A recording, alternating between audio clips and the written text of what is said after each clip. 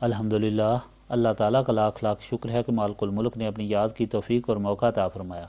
لاکھوں اور کروڑوں درود حضرت محمد مصطفیٰ صلی اللہ علیہ وآلہ وسلم پر، جن کے طفیل مالک الملک نے یہ مہربانی عطا فرمائی۔ سامعین کرام، اللہ تعالیٰ نے قرآن پاک میں ارشاد فرمایا، اعوذ باللہ من الشیطان الرجیم، بسم اللہ الرحمن الرحیم، قل اللہم مالک الملک تؤتی الملک من تشاء وتنزع الملک ممن تشاء وتعز من تشاء وتذل من تشاء بیدک الخیر انک علی کل شیء قدیر تولج اللیل فی النہار وتولج النہار فی اللیل وتخرج الحی من المیت وتخرج المیت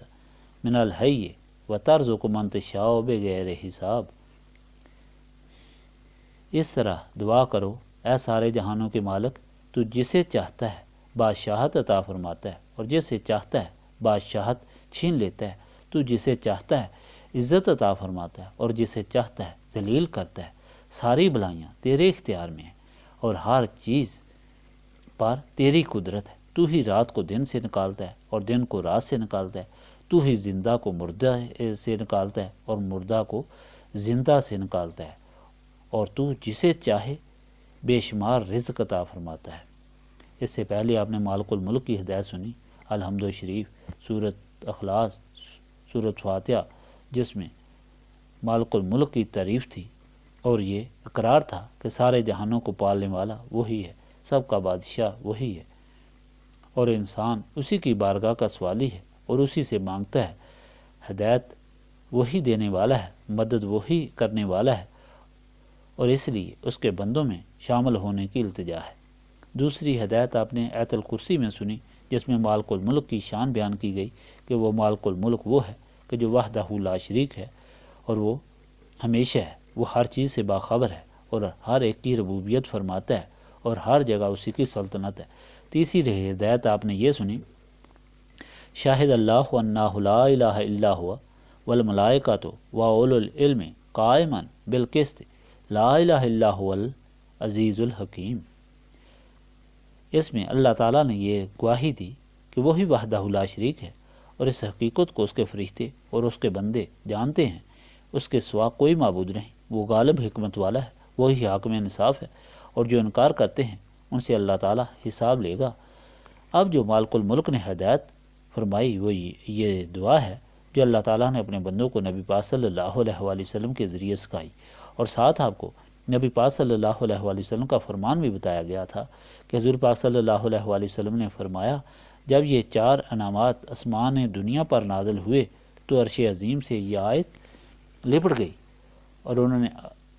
عرض کی، مالک الملک، تو ہمیں ایسے لوگوں کے پاس بھیج رہا ہے جو نافرمانی کریں گے۔ اللہ تعالیٰ نے فرمایا کہ مجھے قسم ہے اپنی عزت کی اور جلال کی کہ جو تمہیں فرض نماز کے بعد پڑھے گا میں اس کے سارے گناہ معاف کر دوں گا، اسے جنت الفردوس میں جگہ عطا فرماؤں گا، دن میں 70 بار اس پر میں رحمت کی نظر فرماؤں گا اور اس کی 70 حاجتیں پوری کروں گا۔ نبی پاک صلی اللہ علیہ وآلہ وسلم نے فرمایا کہ ان آیات پاک کو پڑھنے والا قیامت کے دن جب اللہ تعالیٰ کے سامنے پیش ہوگا تو مالک الملک فرمائے گا کہ اس بندے سے میرا ایک عہد ہے اور اس کو میں ضرور پورا کروں گا، اور پھر اس بندے کو جنت میں بھیج دیا جائے گا۔ نبی پاک صلی اللہ علیہ وآلہ وسلم نے فرمایا کہ ان آیات پاک کا پڑھنے والا اگر رات کو پڑھ کر سوئے تو اللہ تعالیٰ اس پر 70,000 فرشتے مقرر فرماتا ہے جو قیامت تک اس کی مغفرت کے لیے دعا کرتے ہیں۔ اور جس وقت یہ آیات پاک نازل ہوئیں تو کعبہ شریف کے اندر موجود 360 بت سجدے میں گر گئے۔ اللہ تعالیٰ اور نبی پاک صلی اللہ علیہ وآلہ وسلم کے فرمان جو آپ کو سنائے تھے، تو ان کے ساتھ اللہ تعالیٰ کی طرف سے یہ ہدایت بھی سنائی تھی کہ نبی پاک صلی اللہ علیہ وآلہ وسلم کی تبلیغ کے باوجود، آسمانی کتابوں کا علم رکھنے کے باوجود اور تاریخی عالم سے واقفیت کے باوجود یہود و نصارہ نے جب انکار کیا اور منہ پھیرا تو حضور پاک صلی اللہ علیہ وآلہ وسلم کو تکلیف ہوئی۔ اللہ تعالیٰ نے آپ صلی اللہ علیہ وآلہ وسلم کو تسلی فرمائی کہ آپ صلی اللہ علیہ وآلہ وسلم اپنے دل کو تنگ نہ کریں۔ آپ صلی اللہ علیہ وآلہ وسلم کے ذمہ ان کو پیغام پہنچانا تھا، ہدایت پہنچانی تھی، وہ آپ صلی اللہ علیہ وآلہ وسلم نے ہدایت پہنچا دی ہے۔ اب ان کی قسمت ہے کہ وہ ہدایت حاصل کریں یا نہ کریں۔ آپ صلی اللہ علیہ وآلہ وسلم صرف اتنا ہی ان کو کہہ دیں کہ فَقُلْ أَسْلَمْتُ وجہ للہ ومن اتبعانی۔ آپ صلی اللہ علیہ وآلہ وسلم ان کو کہہ دیں کہ میں اور میرے ساتھ نسبت رکھنے والوں نے اللہ تعالیٰ کے جلال کے سامنے سر جھکا دیا، اور اگر تم سر جھکاؤ گے تو فلاح دارین حاصل کرو گے، اور اگر منہ پھیرو گے تو اللہ تعالیٰ تم سے جلد حساب لے گا۔ اس کے بعد اب جو دعا آپ کو سنائی، یہ اللہ تعالیٰ نے اپنے بندوں کو نبی پاک صلی اللہ علیہ وآلہ وسلم کے ذریعے ہدایت عطا فرمائی کہ تم اللہ تعالیٰ سے اس طرح مانگو کہ پہلے اس کی شان بیان کرو کہ اس کے رحم و کرم میں جوش آئے اور وہ تم پر بہت ہی مہربان ہو اور تمہیں وہ کچھ عطا فرمائے جو وہ چاہتا ہے۔ اس میں اللہ تعالیٰ کی بادشاہت اور قدرت کا اقرار ہے اور اپنی عاجزی اور مفلسی کا اظہار ہے۔ یہ ایک حقیقت ہے اور تاریخی عالم اس بات کی گواہ ہے، خواہ وہ تاریخ اللہ تعالیٰ کے بندوں کی لکھی ہوئی یا اللہ تعالیٰ کے باغیوں کی لکھی ہوئی ہے، لیکن ہر تاریخ میں یہ گواہی موجود ہے کہ اللہ تعالیٰ نے جس کو بادشاہت عطا فرمائی اس کو اپنی قدرت کاملہ سے عطا فرمائی، کوئی اسباب کوئی ذرائع بھی نہ ہوئے، تو پھر بھی اللہ تعالیٰ نے اسباب پیدا فرمائے اور ذرائع بھی پیدا فرمائے، اور جب اللہ تعالیٰ نے چاہا تو وہی بادشاہت اس نے اس طرح چھینی کہ کوئی شخص کسی طاقت سے اس بادشاہت کو پاس نہ رکھ سکا۔ قرآنی تفصیل میں آپ یہ سن چکے ہیں کہ نمرود کس قدر طاقتور بادشاہ تھا، اور دنیا کا وہ سب سے پہلا بادشاہ تھا کہ جس نے بادشاہت کا تاج پہنا تھا، اور تکبر اور غرور کا یہ عالم تھا کہ اس نے خدائی کا دعویٰ کر لیا۔ ایسی حالت میں جب اس کے پاس حضرت ابراہیم گئے، اس کو دعوت دی کہ تم اس رب اور اس خالق کے سامنے سر جھکاؤ جو تمہارا خالق اور رب ہے اور جو میرا بھی خالق اور رب ہے، تو اس نے کہا کہ تمہارا رب کون ہے؟ تو حضرت ابراہیم نے فرمایا کہ میرا رب وہ ہے جو مارتا ہے اور زندہ کرتا ہے۔ اس نے کہا میں بھی مار سکتا ہوں اور زندہ کر سکتا ہوں۔ ایک بے گناہ شخص کو اس نے قتل کر دیا اور ایک قاتل کو اس نے معاف کر دیا، اور کہا کہ دیکھو میں نے قتل بھی کر دیا اور معاف بھی کر دیا، زندگی بخشی دی۔ حضرت ابراہیم نے لمبی بات اس سے نہیں چھیڑی، مؤثر جواب سے اسے لاجواب کر دیا کہ اگر تم اتنی طاقت رکھنے والے ہو اور رب ہو، خالق ہو، تو میرا رب سورج کو مشرق سے طلوع کرتا ہے اور مغرب میں غروب کرتا ہے،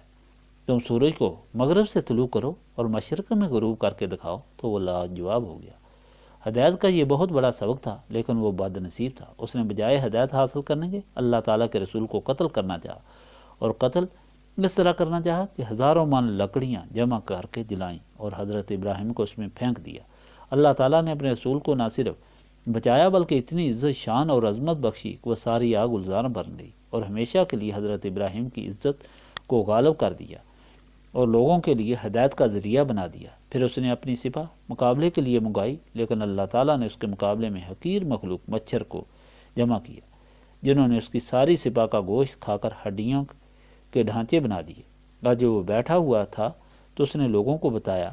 کہ یہ مخلوق ہے جس نے میری ساری سپاہ کو کھا لیا، تو وہ مچھر جو اس کے گالوں پر بیٹھا ہوا تھا وہ اڑ کر اس کی ناک کے ذریعے اس کے دماغ میں چلا گیا، جہاں اس نے اس کو سخت تکلیف دی اور اس کو کسی طرح آرام نہ آیا، مگر جب اس کے سر پر جوتے لگائے جاتے پھر آرام آتا، اور یہ جوتے ہمیشہ اس کو لگتے تھے تو آرام آتا تھا۔ دیکھو کہ بادشاہت بھی گئی، عزت بھی گئی، جان بھی گئی، کس نے چھینی؟ اس نے چھینی جس نے عطا فرمائی تھی۔ کس طرح عطا فرمائی؟ کہ جس نے اس کو پیدا کیا، اس کو بادشاہ بنایا، اور اس سے چھینی کس طرح کہ کوئی طاقت اس کی مدد نہ کر سکی۔ حضرت ابراہیم تنہا تھے، ماں باپ بھی مخالف تھے، قوم بھی مخالف تھی، بادشاہ بھی مخالف تھا، لیکن اللہ تعالیٰ نے انہیں وہ عزت بخشی کہ قیامت تک کے لیے لوگوں کے دلوں پر ان کی سلطنت حاوی فرما دی۔ اس سے بڑھ کر اور کیا ثبوت ہو سکتا ہے کہ اللہ تعالیٰ ہی وہ خالق مالک وحدہ لا شریک ہے جو بادشاہت عطا فرماتا ہے اور بادشاہت چھین لیتا ہے، جو عزت عطا فرماتا ہے اور جسے چاہے ذلیل کرتا ہے، اور جس کے اختیار میں ہر چیز ہے۔ اسی طرح حضرت موسیٰ کی تاریخ دیکھو، فرعون وہ تھا شخص جس نے اپنی شکل کے بت بنا کر اپنی تمام سلطنت میں بھیج دیے تھے کہ اپنے گھروں میں رکھو اور ان کو سجدہ کرو، اور اپنی طرف سے انتہا درجے کی کوشش کی کہ موسیٰ کو پیدائش کے وقت شہید کر دیا جائے، لیکن وہ کچھ نہ کر سکا۔ آخر وہ اس کی ساری سپاہ خاک میں مل گئی اور موسیٰ صرف ایک عصا لے کر ساری سلطنت پر غالب آئے، اور اس طرح ہمیشہ کے لیے بادشاہ بنے۔ یہ سب اللہ تعالیٰ کی طاقت کا اظہار و مظاہرہ تھا۔ اللہ تعالیٰ نے فرمایا کہ اس طرح اللہ تعالیٰ کی شان بیان کرو کہ اللہ تعالیٰ ہی اللہ تعالیٰ ہے جو دن کو رات سے نکالتا ہے اور رات کو دن سے نکالتا ہے۔ ایسا کون ہے جو اس قدرت کو ملاحظہ نہیں کرتا اور ہر روز نہیں دیکھتا؟ جب دن طلوع ہو جاتا ہے تو کوئی شخص رات کا وہم و گمان بھی نہیں کر سکتا کہ اب ایسی رات چھا جائے گی کہ کوئی انسان ایک دوسرے کو نہیں دیکھ سکے گا، ایک قدم نہیں چل سکے گا اور اپنی شکل کو نہیں دیکھ سکے گا، اپنے ہاتھ کو نہیں دیکھ سکے گا۔ اور جب رات آ جاتی ہے اور اس طرح گھپ اندھیرا ہو جاتا ہے تو کوئی شخص یہ وہم و گمان بھی نہیں کر سکتا کہ ایسا دن آ جائے گا، اس طرح روشنی طلوع ہوگی کہ ایک سوئی بھی انسان دیکھ سکے گا۔ اس طرح یہ روزمرہ کا کام ہے، ایک دن یا ایک سال کا نہیں، بلکہ روز ازل سے اللہ تعالیٰ اپنی قدرت کا اظہار فرما رہا ہے۔ اسی طرح اللہ تعالیٰ نے یہ ثبوت عطا فرمایا کہ ہر روز انسان دیکھتا ہے کہ کس طرح مردے سے زندہ پیدا ہوتا ہے، مٹی سے یہ درخت، یہ پھل اور پھول نکلتے ہیں، انڈوں میں سے بچے نکلتے ہیں۔ خود انسان کی جو پیدائش ہوتی ہے یہ ساری کس طرح اللہ تعالیٰ کی قدرت کا اظہار کرتی ہے، اور کس طرح چلتا پھرتا طاقت والا، عقل والا اور سمجھ والا انسان کہ جب اسے موت آ جاتی ہے تو آنن فانن اس دنیا کو چھوڑ کر رخصت ہوتا ہے۔ یہ سب اللہ تعالیٰ کی قدرت کا اظہار ہے، اور اللہ تعالیٰ کی قدرت ہر وقت عیاں اور درخشاں ہے، اور یہی وہ چیز ہے جو اللہ تعالیٰ نے اپنی مخلوق کو سکھائی کہ اس کا اظہار کر کے اللہ تعالیٰ سے مانگو تاکہ اللہ تعالیٰ تم پر رحم و کرم کرے اور تمہیں عطا فرمائے، اور اتنا عطا فرمائے کہ جس کے تم حقدار بھی نہیں ہو، اور وہ اپنے رحم و کرم کے حساب سے عطا فرمائے۔ اللہ تعالیٰ کی یہ دعا جو اپنے بندوں کو سکھائی گئی، اس کا شان نزول یہ ہے کہ نبی پاک صلی اللہ علیہ وسلم کے وقت میں جب مشرکین مکہ نے یہودیوں سے مل کر مدینہ پاک پر حملہ کیا اور بہت بڑی طاقت بن کر آئے، تو حضرت سلیمان فارسی نے تجویز پیش کی کہ مدینہ پاک کے گرد خندق کھودی جائے تاکہ کفار آسانی سے اندر داخل نہ ہو سکیں۔ نبی پاک صلی اللہ علیہ وسلم نے یہ تجویز پسند فرمائی۔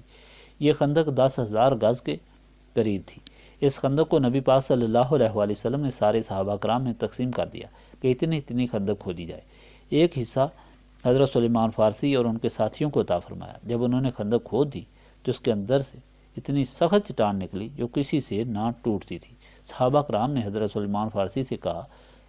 کہ آپ جائیں اور نبی پاک صلی اللہ علیہ وسلم کی خدمت میں عرض کریں۔ سارے صحابہ کرام رضوان اللہ تعالیٰ علیہم اجمعین حضرت سلیمان فارسی کے ساتھ حاضر ہوئے تو نبی پاک صلی اللہ علیہ وسلم خود اٹھ کر تشریف لے گئے اور خندق میں اتر کر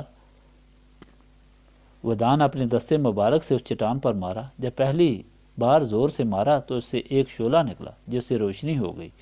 اور چٹان کا ایک حصہ ٹوٹ گیا۔ پھر دوسری دفعہ ودان پکڑ کر مارا تو پھر شعلہ نکلا اور روشنی ہو گئی تو چٹان کا دوسرا حصہ بھی ٹوٹ گیا۔ اس طرح جب تیسری دفعہ مارا تو چٹان ختم ہو گئی اور شعلہ نکلا اور روشنی ہو گئی۔ تو نبی پاک صلی اللہ علیہ وسلم نے فرمایا، جب پہلی دفعہ روشنی ہوئی تھی تو مجھے حیرہ کے محلات دکھائی دیے، جب دوسری دفعہ روشنی ہوئی تو مجھے شام کی سرزمین دکھائی دی، اور جب تیسری دفعہ روشنی ہوئی تو مجھے صنعا کے محل دکھائی دیے۔ اور پھر جبرائیل میری خدمت میں حاضر ہوئے اور انہوں نے مجھے خوشخبری سنائی کہ اللہ تعالیٰ فرما رہا ہے کہ یہ ساری حکومتیں اللہ تعالیٰ اور آپ صلی اللہ علیہ وسلم کے غلاموں کو عطا فرمائے گا، کہ اللہ تعالیٰ یہ ساری حکومتیں آپ صلی اللہ علیہ وسلم کے غلاموں کو عطا فرمائے گا۔ یہ خبر سن کر صحابہ کرام رضوان اللہ تعالیٰ علیہ اجمعین بہت خوش ہوئے،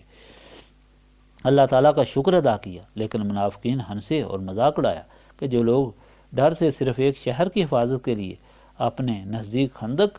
کھود رہے ہیں کہ ہم پر کوئی حملہ نہ کر دے، وہ فارس اور روم کی سلطنت فتح کرنے کے خواب دیکھ رہے ہیں۔ یہ کس قسم کی باتیں کر رہے ہیں؟ تو اس وقت اللہ تعالیٰ نے یہ ارشاد فرمایا اپنے بندوں کو، اور اس دعا سے یہ ظاہر فرمایا کہ جسے چاہتا ہے اسے وہی وحدہ لا شریک حکومت عطا فرماتا ہے، اور جسے چاہتا ہے اسے چھین لیتا ہے، جسے چاہتا ہے عزت عطا فرماتا ہے، اور جسے چاہتا ہے اسے ذلیل کرتا ہے۔ اور یہ دعا سکھا کر ہدایت عطا فرمائی، اور اس وقت اللہ تعالیٰ نے اس کا اظہار بھی فرمایا کہ وہی بوریا نشین جو ننگے پاؤں اور صحرا میں پھرنے والے تھے، جو کوئی طاقت اور کوئی علم نہ رکھنے والے تھے، اللہ تعالیٰ نے ان کے پاؤں کے نیچے کیسر و کسریٰ کی حکومتوں کو رون دیا، اور 1,25,000 مربع میل پر انہی کی حکومت قائم ہو گئی۔ اس سے ثابت ہوا کہ کس طرح اللہ تعالیٰ عطا فرماتا ہے اور کس طرح اللہ تعالیٰ اپنی دی ہوئی طاقت کو واپس لے سکتا ہے۔ بات سمجھنے والی یہ ہے کہ وہ لوگ جو اہل کتاب تھے، جو اس بات کا علم بھی رکھتے تھے، جو تاریخ کے عالم بھی تھے، اور جو ہر روز اللہ تعالیٰ کی وصفوں کا مطالعہ بھی کرتے تھے، وہ اللہ تعالیٰ پر کیوں نہیں ایمان لائے؟ وہ کیوں نہیں اللہ تعالیٰ کی قدرتوں پر ایمان لائے؟ اور وہ کیوں نہیں اللہ تعالیٰ کی رحمتوں کے حقدار ہوئے؟ اور جو لوگ اللہ تعالیٰ کی ذات پاک پر ایمان لے آئے، اس کی قدرت کاملہ پر ایمان لے آئے، اور جنہوں نے اللہ تعالیٰ کی بندگی اور رسول پاک صلی اللہ علیہ وآلہ وسلم کی غلامی اختیار کر لی اور دونوں جہانوں کی شاہی اختیار کر لی، تو وہ کون تھے؟ اس کا جواب خود اللہ تعالیٰ نے اس ارشاد پاک میں ساری مخلوق کو بتا دیا کہ جب نبی پاک صلی اللہ علیہ وآلہ وسلم کو یہ فرمایا گیا کہ آپ صلی اللہ علیہ وآلہ وسلم ان کو کہہ دیں کہ میں اور میرے ساتھ نسبت رکھنے والے اللہ تعالیٰ کے سامنے سر جھکاتے ہیں، یعنی یہ بات صاف ظاہر فرما دی کہ جن لوگوں نے اللہ تعالیٰ کے رسول صلی اللہ علیہ وآلہ وسلم کے ساتھ نسبت اختیار کی، یہ فخر انہیں عطا ہوا اور فلاح دارین انہیں حاصل کیا۔ یعنی علم، سخاوت، عبادت اور شہادت نہ ہی کام آ سکتی ہے اور نہ ہی راہ راست پر لا سکتی ہے۔ اگر کوئی چیز کام آتی ہے تو وہ صرف نسبت رسولی صلی اللہ علیہ وآلہ وسلم ہے۔ اگر نسبت رسولی صلی اللہ علیہ وآلہ وسلم موجود ہو تو پھر علم بھی مقبول ہے، پھر سخاوت بھی مقبول ہے، پھر عبادت بھی مقبول ہے، اور پھر شہادت بھی مقبول ہے۔ اگر نسبت رسولی صلی اللہ علیہ وآلہ وسلم نہیں تو پھر علم بھی مردود ہے، پھر سخاوت بھی مردود ہے، پھر عبادت بھی مردود ہے، پھر شہادت بھی مردود ہے۔ اور پھر ان کے متعلق اللہ تعالیٰ کا فرمان ہے اولئک الذین حبطت اعمالہم فی الدنیا والآخرہ وما لہم من ناصرین۔ یہ وہ لوگ ہیں جن کے دنیا اور آخرت کے اعمال وہ سب ضائع ہیں اور ان کے لیے کوئی مددگار نہیں۔ سامعین اکرام، یہ ثابت ہوا کہ نسبت رسولی صلی اللہ علیہ وآلہ وسلم حاصل کرنی چاہیے۔ اگر انسان دونوں جہانوں کے غموں سے نجات چاہتا ہے، دونوں جہانوں کی خوشیاں چاہتا ہے اور اللہ تعالیٰ کی بندگی اور رسول پاک صلی اللہ علیہ وآلہ وسلم کی غلامی چاہتا ہے، تو اس کے لیے نسبت رسولی صلی اللہ علیہ وآلہ وسلم کی ضرورت ہے۔ اور یہی وجہ ہے کہ یہاں نسبت رسولی صلی اللہ علیہ وآلہ وسلم کی تعلیم دی جاتی ہے کہ نسبت رسولی صلی اللہ علیہ وآلہ وسلم حاصل کرو، اور نسبت رسولی صلی اللہ علیہ وآلہ وسلم حاصل کرنے کے لیے سینوں کو صاف کرو، اور سینوں کو صاف کرنے کے لیے اللہ تعالیٰ کی یاد کرو، اور اللہ تعالیٰ کی یاد کرنے کے لیے یہاں کر بیٹھو، اور اللہ تعالیٰ کی طرف متوجہ ہو کر یہاں بیٹھو۔ اس طرح متوجہ ہو کر بیٹھو کہ تمہارے خیال میں سوائے اللہ تعالیٰ کی عبادت اور اپنی دعا اور التجا کے اور کوئی چیز نہ ہو۔ شیطان تمہارے ساتھ ہے، وہ تم کو آتے ہوئے بھی گمراہ کرتا ہے، تمہیں لالچ، محبتیں، خوف اور وسوسے یاد دلاتا ہے، وہ راستے میں بھی یہی یادیں دلاتا ہے، بس یہاں پہنچ کر بھی یہی یادیں دلاتا ہے، اور اس محفل میں بھی تمہیں اسی طرح راغب کرتا ہے کہ چلو جلدی کرو، واپس چلو۔ لیکن تمہارا یہ یقین ہونا چاہیے کہ تم اللہ تعالیٰ کے لیے آئے ہو اور اللہ تعالیٰ کی یاد میں بیٹھے ہوئے ہو اور اللہ تعالیٰ کو یاد کر رہے ہو۔ اگر اس طرح اللہ تعالیٰ کی طرف متوجہ ہو کر بیٹھو گے تو خدا تعالیٰ اس پاک یاد سے تمہارے سینوں کو پاک کر دے گا اور ان سینوں کو نسبت رسولی صلی اللہ علیہ وآلہ وسلم سے منور کر کے یہاں سے بھیجے گا۔ تمہیں دونوں جہانوں کی خوشیاں حاصل ہوں گی اور دونوں جہانوں کے غموں سے نجات ہوگی۔ اللہم صلی علی سیدنا محمد وعلی آلہ وصحبہ صلاۃ تکون لنا امان من کل خوف لا الہ الا انت سبحانک انی کنت من الظالمین۔ ربنا آتنا فی الدنیا حسنۃ وفی الآخرۃ حسنۃ وقنا عذاب النار۔ ربنا لا تزغ قلوبنا بعد اذ ہدیتنا وہب لنا من لدنک رحمۃ انک انت الوہاب۔ استغفر اللہ العظیم الذی لا الہ الا هو الحی القیوم واتوب الیہ۔ استغفر اللہ العظیم الذی لا الہ الا هو الحی القیوم واتوب الیہ۔ استغفر اللہ العظیم الذی لا الہ الا هو الحی القیوم واتوب الیہ۔ ربنا تقبل منا انک انت السمیع العلیم وتب علینا انک انت التواب الرحیم۔